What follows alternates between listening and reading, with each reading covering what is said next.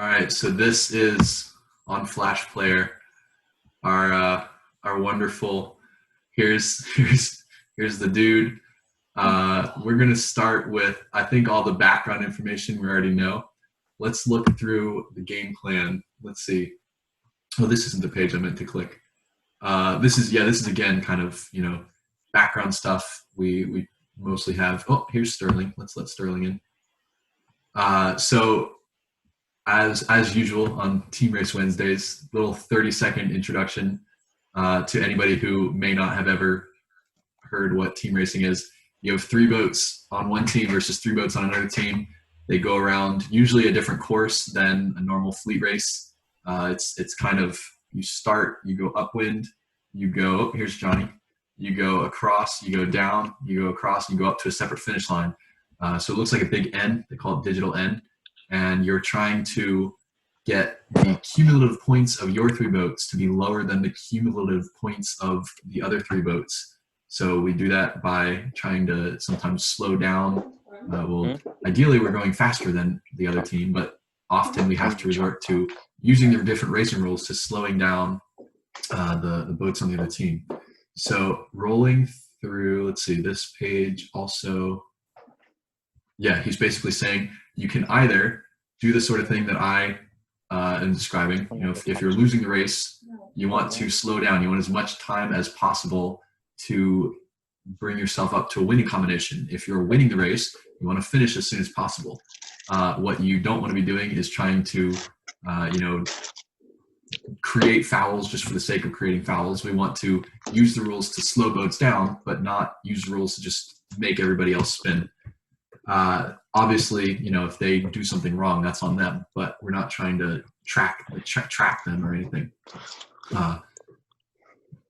So moving to, let's see, that's all we need on this page.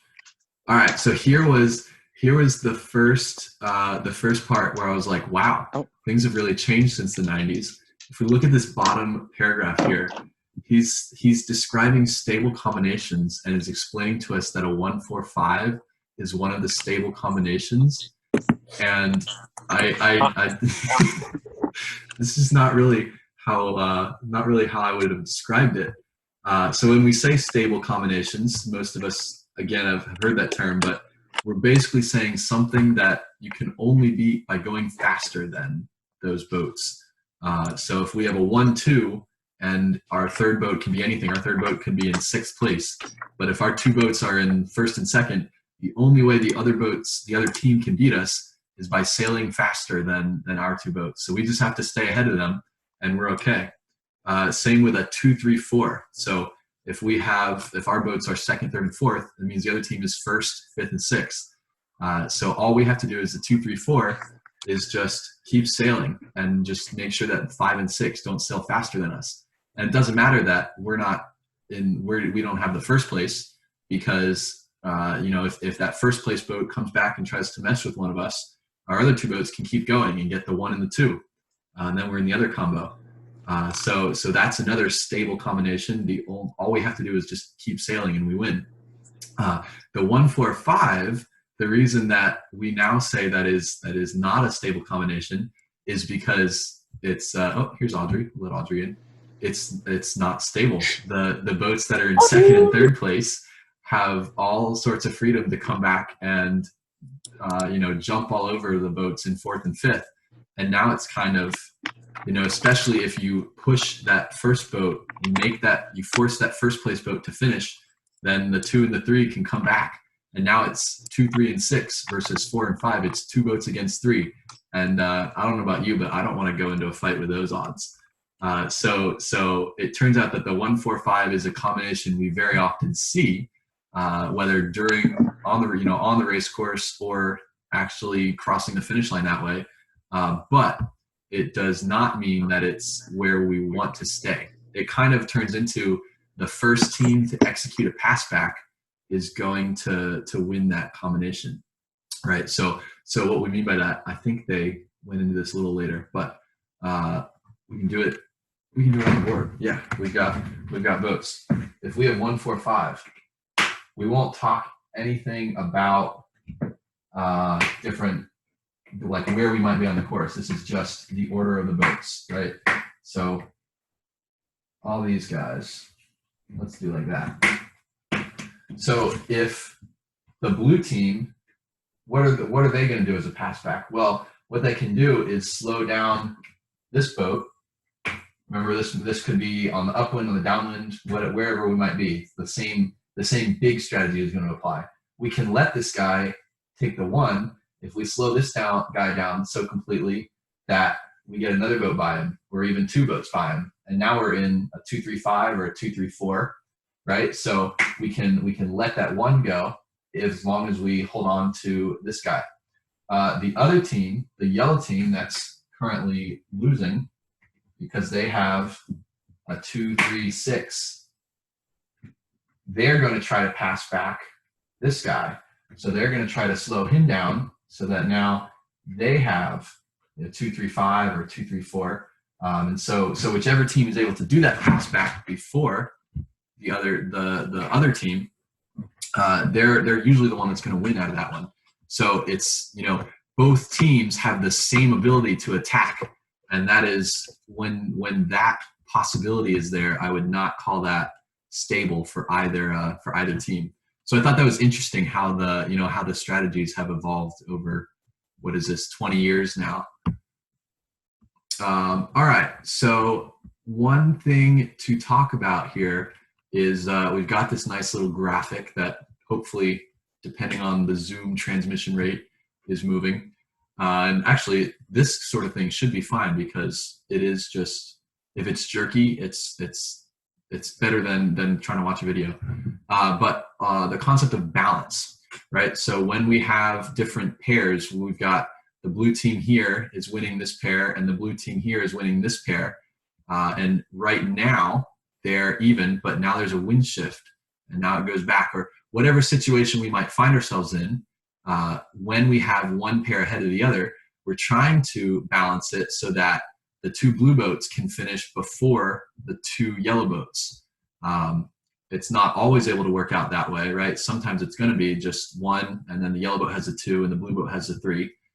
But if we can, we're aiming to, right here, we notice how this blue boat is slowing down this yellow boat so that that blue boat can catch up. I don't think I have any way to like slow down this graphic, so just kind of watching it over and over. But we're using the ability as the boat to windward, stealing all this boat's clean air. We can slow down ourselves so that they slow down too. Let our other pair catch up.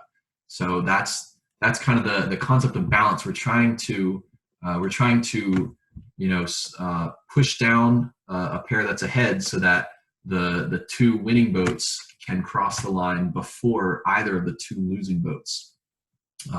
Even if we're not that close, right? If we've got one pair that's way out in front and we're not sure if we're going to have to try to go back and do anything with any other pairs, if we've got a losing combination, but if our team is losing but we are winning our pair, we might have to go and do something with some of the other boats to try to turn our entire team's combination into a winning one. So if we're way out in front, we might just kind of sit there slowing down our pair. Even if all the other boats are way down here, we'll just sit down and we're not going to finish the race around the next mark until we're sure that we're not needed to go back. So trying to like we were talking about, if we're losing the race, we're going to try to condense things so that we can we have more opportunity, we have more time in order to try to change that outcome. Because that's kind of again, something that we've talked to a lot before. But if you're losing the race, you're losing. It's either on or it's an on or off switch. It's not like in fleet racing where I could win the race or I could get 3rd or 5th or 7th, and the choices that I make in the middle of the race could affect me by a few different. But let me admit a few more people from the waiting room. Could affect me by multiple places in the race. With team racing, it doesn't matter if we lose with a 2-3-6 or if we lose with a 4-5-6, right? We either win or lose. So when we are losing, it's worth it to, try to, close up. It doesn't matter if we lose by worse. If what we tried gets messed up, we don't do it right, then that doesn't change the outcome. We were already losing. So we may as well, try things when we're winning. And on the flip side of that, that's why we also say when we're winning, we just want to finish as soon as possible, right? So we want fewer opportunities for us to make a mistake. So we want to, when we're in a winning combination, we'll just try to go fast and finish quickly. So let's see, looking at different game plans here. What was that last? All right, so yeah, that was, he's talking through kind of the different game plans for different plays. So this is for your 1-2. That's where kind of the balance is important. And then also noting, this is anything that's any strategy that has changed, I'll mention. If I'm talking through stuff, then it means it's still very relevant to us. So in this case, talking about the 1-3 combination, the reason that we don't count that also as a stable combo is because there is the opportunity for that second place boat to, slow down the third place boat so that the fourth or maybe even the fifth boats can get up and change the positioning. So there's probably there's very few times where we really care about the first place boat if he's on the other team.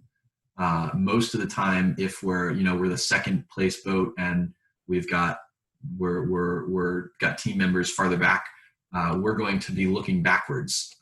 That's most of the time is what's going to be going on. So this first place boat, we don't care about. We're not going to catch him. But if we're in second place in this race, we have the ability to go and cover the third place boat, right? And we've talked about pass backs and holding somebody out beyond the ley line. We have all these different tricks that we can use to turn him from the third place boat into lower down on the ladder, right? So again, it doesn't matter if we also drop from the second place boat as long as the people who pass us are also on our team. So if we're sitting in a 2-4-5, we do the math and that's losing. But if the 2 is able to take the 3 way out to the side and let the 4 and 5 get up, now they finish second and third and we finish fourth. We've dropped from second to fourth, but it doesn't matter because the people who passed us were on our team. So whenever we're doing something like pinning somebody out to the ley line or working on a pass back or something, we're always just keeping in mind that we're doing something, we're doing it for a reason. And once we've accomplished that reason, then we need to peel out of that battle. We don't want to, win that battle for 20 minutes and then realize that everybody else finished ahead of us. Now, so looking at the 2-3-4. So this is, the 1-2 and the 2-3-4. Either one of those is, super strong. That's how ideally we're finishing every single race we sail. When we've got this 2-3-4, they're kind of pointing out, we are 3 boats, and again, we don't care about that boat in first place. He can really do whatever he wants, and we'll kind of react to it, but we're never going to chase him. We care about the 5 and the 6. All we have to do to win our race is to make sure between 3 of our boats that 2 boats don't pass us. And that's, again, we're in that scenario where now we have a 3-on-2, and the team with 2 is going to have a hard time winning things. So the boat in first, we have to be careful that he doesn't come back and try to, pass back right here. If we can get rid of that blue boat. But for the most part, all we're doing is just making sure that we don't lose at 5 and 6. So depending on, right here, these are very close scenarios that are playing on the screen. A lot of times we're farther ahead, and so it's a lot easier to just kind of do a loose cover. But if we find ourselves in a close situation where we're kind of starting to lose that one of those yellow boats, we should be able to have the opportunity for our third boat to come in, because we are 3 against 2, and they can help us get out of there. So remember we've talked before about we call it the 3-boat weave when we're going upwind on that final beat. So we notice we've got somebody going out left, somebody going out right, and somebody sticking up the middle. That way we've got somebody accessible from really any position. If everybody goes out to one side and there's a wind shift or something, or there's more breeze on the side we didn't go to, we could find ourselves in trouble very quickly. But if we spread out over the course, then there's no way that really anything going on is going to hurt us. If we get a big shift that favors the left side, then the guy on the left is going to benefit from that, and the guy in the middle is going to get part of it too. If there's suddenly more breeze on the right, then the guy on the right is going to get it, and the guy in the middle is going to get some of it too. So we're kind of covering everything. We're creating a gate that the other 2 boats behind us can't pass as long as we're smart about it. Cool. So that's 2, 3, 4. If you're the opposite side of this, if you're the 1, 5, 6, it is tricky to be able to do anything. You can get in, try to lure boats to, if you've got one boat that is able to kind of make the other boats follow him to the wrong side and let you kind of split up, each go to one side. And so the same kind of idea, if there is some, condition that's going to benefit things, one of you at least is going to get it. And then hopefully something can happen. The boat in first can come back and try to make a pass back or something like that. But the problem that the boat in first has to deal with is that if he does this pass back and gets this yellow boat ahead of this blue boat, he's still got the other 2 blue boats that were not involved in a pass back. And so if he's come down as the first place, he might find that he's given up the 1 and the 2 to those other boats, or at least at least one of them. So now they're in a 1-3, and they can work on passing him back and make themselves a 1-2. So as the first place boat, you have to make sure that you're trying to slow down, try to condense the race again by sitting on top of people, but making sure you don't lose that 1, because if you do lose the 1, you've kind of given up all hope. Again, it's the time to try things, not out of desperation, but calculated efforts. So we're keeping the possibility open, but we are trying things that are maybe a little bit more risky because we're running out of time, and if we don't try anything, we're guaranteed to lose. Next up, the 1, 4, 5. So again, this is no longer what we would call a stable combination. It's actually really interesting to just read through this whole paragraph, like read everything they say in this paragraph, and still like come out with that mindset that this is a stable combo. Like he's literally saying it's easy for it to be changed. I thought that was interesting. And, to be fair, 2 years ago, I didn't know anything about team racing, so maybe I wouldn't have picked up on everything in this. But when you read it with some background knowledge, it's just really interesting. Anyway, so It says it's a stable combination, but it can become quite volatile against a strong team. Right, like so that kind don't race strong teams. We know what we know now. We're good now. So what we can take from it is, how do we deal with it? So when and again, this one was my favorite, with an unsuspecting 2, 3, 6. So that's the trick. It's stable if the other team doesn't know what's happening. But anyway, so when you are the 1, 4, 5, you have, again, you're kind of similar to the 2, 3, 4. That boat in first needs to stay as the boat in first. I'm getting a warning that my internet connection is unstable. So sorry if my voice goes metallic-y or whatever we've seen the problem be. So the boat in first needs to stay in first, because if he loses that, then that means the other team has suddenly become a 1-3, right? And then they can work on turning that into a 1-2.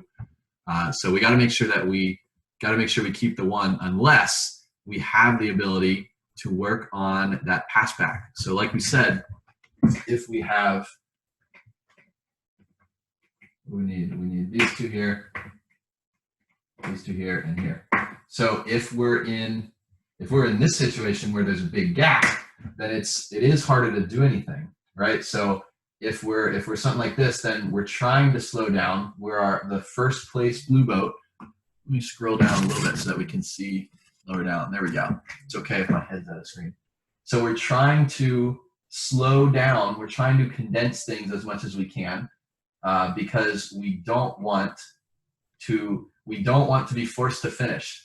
Because if we think about what's going through the blue team's head and the yellow team's head, right? The yellow team, they know what we've been working through earlier, that if you get 3 boats against 2, it's really easy for the 3 boats to win, right?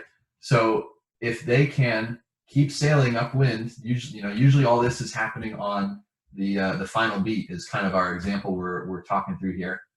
So we're sailing upwind toward the finish line. This blue boat has to keep going, because if he stops right now, then these guys are going to go past him, right? And then that's an automatic win, a 1 and a 2, even a 1 and a 3 is an automatic win for the yellow team when you look through the numbers. So he has to stay ahead of them right now when there's no opportunity to do that pass back. So he's trying to slow down as much as he can, but especially if this yellow team is smart, they're splitting, so he can't cover them. So if he does slow this guy down, he's got to really be watching, because this guy is going at full speed and may take that one.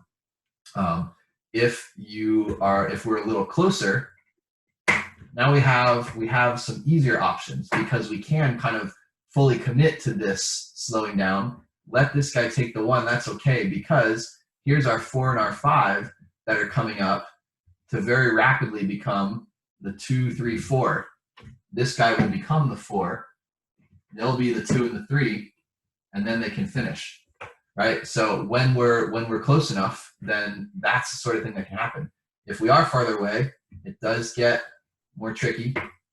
So when you are, what did I do with my last boat? This one. When we're here, if we're the blue team, the only option we really have right now is to, while still going as slowly as possible, keep the 1. We've got to keep that 1. And so we're going to have to finish the race in order to make that happen. Whoa, 2 more in the waiting room. Let's let them in. There we go. They're coming in now. So we've got to keep that. We've got to keep the 1. So we're going to end up finishing that race. That means these guys they don't have to finish yet, right? We're out of the race. We can't go back and do anything. So now it's 3 yellow boats against 2 blue boats. So again, very much not a stable combo. But these 2 blue boats, what's their job now?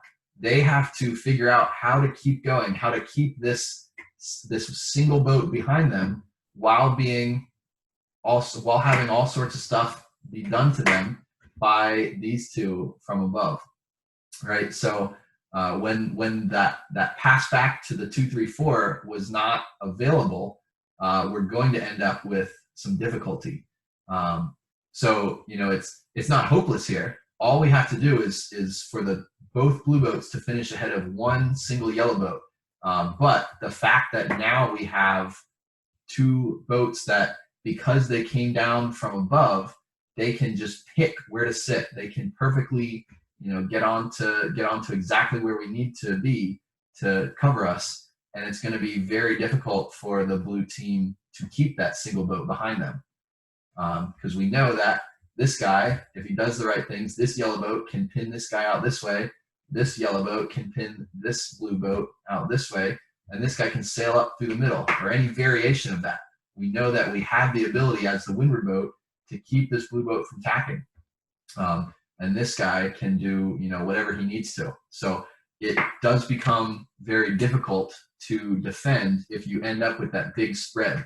So again, why another reason why we could say when we're in a losing combo or something that is more unstable, we might not want to have that huge separation.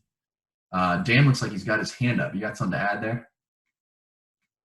Could I add in? Yeah. Go for it. Yeah, you can talk.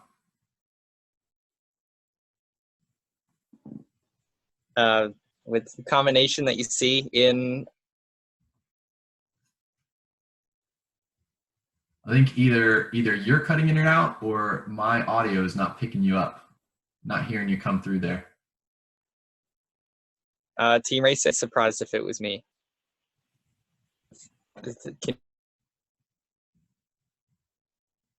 Yeah, something's not picking up. We'll maybe come back to that in a little bit. So we'll. Can you hear me clearly? I heard the words, "Can you hear me clearly?" and that was it.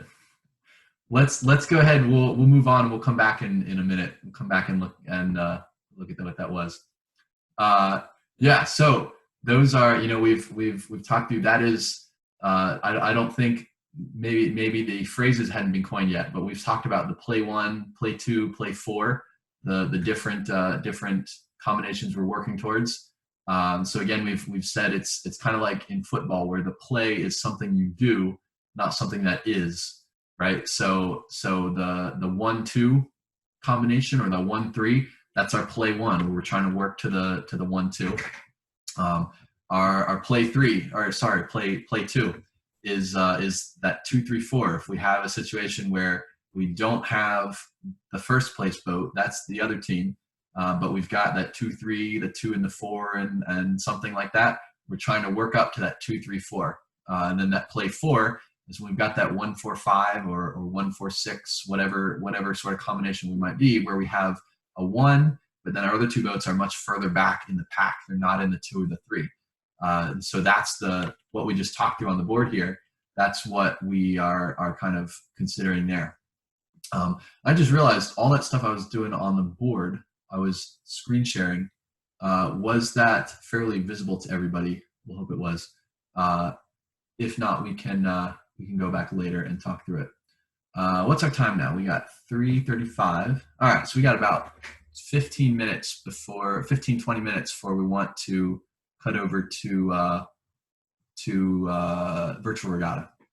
So looking at if we don't have any of those, all those plays are typically when we're at or close to a winning combination. But we've definitely been in those situations where we really don't have anything near what could be called winning, right?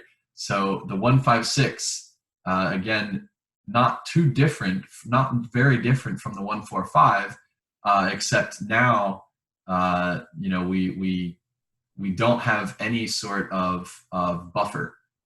We don't have any boats behind us. We have to get those 5 and the 6 to catch up. So we've already talked through that a bit on looking at the 2-3-4 combo. We looked at the other side of that, which is the 1-5-6. So really, they're kind of saying pretty much the same things we've said, right? We're trying to condense that race as much as possible, but we can't lose that first place, or we really don't have any sort of options left at all. But we even that, like, we at least have the first place boat, right? Sometimes we're just kind of down and we're like, 3-4-5, 3-4-6, 4-5-6. If you're the 4-5-6, I don't have statistics, but there's probably like 1% chance that you're going to come back and win the race, because literally all the 1-2-3 has to do is that 3-boat weave we talked about. Cover the left, cover the right, cover the middle, and you're not gonna pass them. Even if one boat gets by them all, that's still not going to win for them. You'll still finish with a 2-3-4. So what we kind of have to do is, we're kind of trying to trick people into going the wrong direction. Ty Boy has entered the waiting room. I wonder, is that Tyler or is that somebody we haven't met yet? We'll find out. Hey, who's this? Ty. Are you from SMSA or DC Sale? SSA. SSA. Awesome. Sweet. Cool. So yeah, we're working through just talking through a few team race things, and we'll be jumping on virtual regatta pretty soon too. So welcome. Glad to see you. So what was I saying? Let's see. Back to, yeah. So we're in a 3-4-5, 3-4-6, something like that, we're trying to trick people into going the wrong direction. So maybe we've got one boat that's able to kind of, start a tacking duel with somebody. And, when you're tacking, regardless of whether you're doing good roll tacks or not, you're going to be going slower than somebody who's sailing fast. So we're trying to take one of our boats and trick another boat, a boat on the other team, into that tacking duel so that our other boat can pass them. If we can do that, as maybe if we're the 4 and we can get the 2 to slow down tacking with us, then maybe our 3 can turn into the 2. And so, maybe now we have, maybe that turns into a 2-4, and now we can start to, work on that. But again, this is stuff that the longer you wait to do this, the less time you have to actually make it happen. So if we take that specific example, we've got maybe our 3 has been able to become the 2 because our 4 slowed the 2 down. And so now the other team still has a 1-3. So now we have the opportunity as the boat with the 2 to slow down the 3. So we have the opportunity to take the other team from a 1-3 to like a 1-4, and we could become the 2-3. And so we can kind of take those steps. It's not going to happen at once. But if we wait until, the final beat to do all that, we're really going to run out of time. What's the total length of a team race? Like maybe 10 to 12 minutes. And so your final beat is maybe 3 or 4 of those minutes at most, right? So if we wait that long, that's 3 minutes is not a long time to, in this situation, we're saying we're trying to execute 2 passbacks. And that's we really don't have a ton of time to do that. So once we realize we're in that big time losing combo, we really need to start as soon as possible working to bring that back. So yeah, down here again, the 1-4-5, 20 years later, it is not a stable combination. But these this paragraph we can kind of take and say this, if we insert the word play instead of combo, we can say here's play 1, play 2, play 4. If we kind of have the idea of what to do in all those 3 situations, that's going to be what we want to know.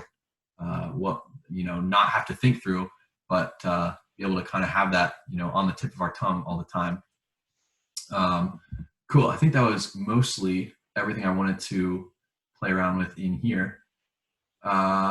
Yeah, a lot of this, they have a few different things. So was this, I'm trying to remember if this was something we wanted to talk to. Yeah, all right, we can play through these two. So when we're in that play 1, right? We've got a 1-3. An easy way to make this passback happen is right after the mark. So if we have, we've got our first place boat tacks and then comes back so that he is up to windward of the second place boat. He's able to come down on top of them, pin them out. This is the basic passback here. We're pinning the one boat so that our second boat can tack out of there. So right after the mark is a pretty effective way to do that.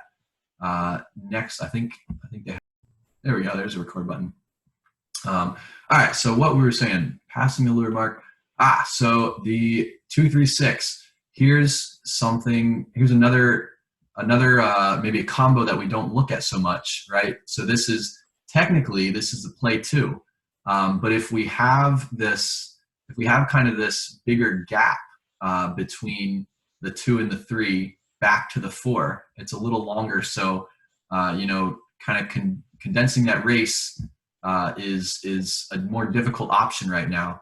And we're kind of getting into the idea of when we talk about the 1-4-5, if we're the other team, well, that means we're the 2-3-6, right? So it's that kind of offensive strategy where we're trying to get ourselves in a position where we can convert our blue team to a winning combo. 2-3-6 is a losing combo, obviously, since the 1-4-5 is the winning. So we're going to try to see if we can trick somebody into attacking duel. So taking this first place boat, And when we're the second, we're going to tack out here. We're going to see if this guy goes with us, and probably for at least that first tack he will, because covering the competition. But our other boat is going to go the other way. So we're going to force this guy to choose who he's going to follow, right? So hopefully we're in a position where the guy who's initiating the tacking duel is going towards the unfavored side of the course, if there happens to be one. So that's kind of one thing we can keep in mind. If we know there's less breeze over there, let's go that way and try to fake him over there. And you might not, but it's worth a try. We can try that, and we're either one of two things we're hoping to happen is, one, this boat that went straight, like we said, tacking is slower than sailing in a straight line. We're going to hope that guy can become the one. Even if not, then we're still in a position that we can really push that guy, that yellow boat, over the finish line early, and then come back to fight 3-on-2 with those other two boats. So the tacking duel can really be an effective tool when we're trying to pass, trying to pass a boat. We're not just limited to the passbacks. The passbacks are something we're doing to boats behind us, but there's occasionally we can actually do something with the boat in front of us too. Even though he's got all the power, we have to kind of get in his head. We can't do anything physically to him, but mentally we can trick him into doing things like this. Cool. So there's our 2 through 6. What else? All right. Passing the leeward mark, 1-4-6. So in this case, that means the other team is a 2-3-5, right? So 1-4-6, obviously it's 11 points. That's a losing combo. 2-3-5 is 10 points. That's going to be the winning combo. And this one, we're bringing in another kind of concept, is when we are the boat that is up top and they're trying to go back, they're keeping the one, but we have the opportunity to go back and do a pass back with somebody. So we've got this kind of ladder of different things we have to consider when we're picking where do we go back. Do we go back and pass back this guy, or do we try to pass back him? So your hierarchy of options is going to start with, one, if there's a pair that's a lot closer, then we're going to go with that pair. So in that specific scenario that was paused, this pair from the left was further upwind than the pair or the set of boats on the right. So we go back to there because that's obviously going to be easier to hold on to our first place position if we're not sailing below another set of boats, right? So when we have that opportunity, that's going to be the obvious first choice. Now, if these pairs are more balanced, and it's going to either one would be about the same, we've still got the first place advantage. Now we're going to look at which one is going to be easier to affect that pass back.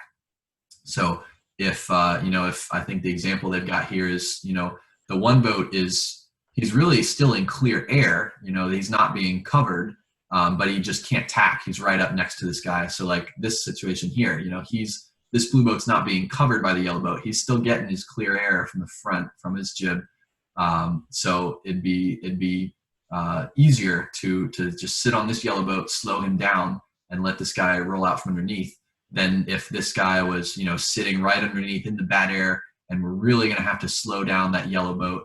And then that second yellow boat to leeward is going to complicate things a little more, because he's going to prevent that single blue boat from being able to head down and tack around behind, because he can't head down to leeward. So when the pairs are balanced and neither one is closer than the other, we're going to choose whatever is easiest to make something happen. And finally, if it looks like they're all about the same, I saw your hand down. I'll get to you in 1 second. If it looks like they're pretty much the same, then we go to the group with more boats. So I guess the kind of the reason you come up for this is that if we're in first and something goes wrong and the other pair does pass us because we missed something, right? If we go over here and we're doing this pass back, but we messed up our timing and these two boats finished in front of us, we've only lost 2 boats. If we were to go back and do this pass back and we mess something up and this group passes us, Now we've lost 3 votes. So just minimizing the ability for something bad to happen. So that's your hierarchy of deciding what to go back to. If you're that vote in the first, you're gonna pick first the pair that's closer. If there's no closer pair, we're gonna go for the one that's easiest to execute the pass back. If all the pairs we're looking at are the same distance and the same relative ease of making something happen, then go with the one that has more votes.